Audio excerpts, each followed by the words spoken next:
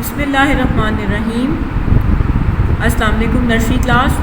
उम्मीद है आप सब खैरियत से होंगे। आज मैं आपको पोएम की रिवीजन कराऊंगी। हमने प्रीवियस लेक्चर में आपको उर्दू की पोएम की रिवीजन करवाई थी। आज हम आपको इंग्लिश की पोएम लिटिल टीथ की रिवीजन कराएंगे। ध्यान से सुनिएगा एक दफ़ा फिर।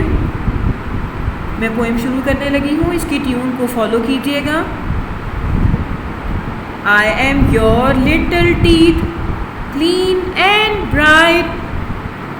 I am your little teeth, clean and bright.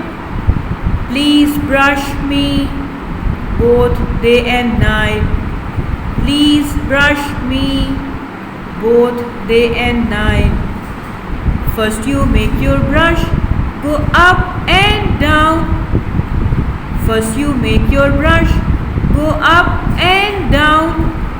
Then on each tooth go round and round. Then on each tooth go round and round. मैं उम्मीद करती हूँ कि आपको इसकी ट्यून और इसकी जो वर्डिंग है वो समझ में आ गई होगी। अगर आपको किसी किस्म की कोई प्रॉब्लम हो तो आप वीडियो को बार बार सुन सकते हैं ताकि आपको अच्छे तरीके से ये याद हो जाए। इंशाल्लाह नेक्स्ट लेक्चर में हाज़िर होंगे। अल्लाह हाफ़िज़।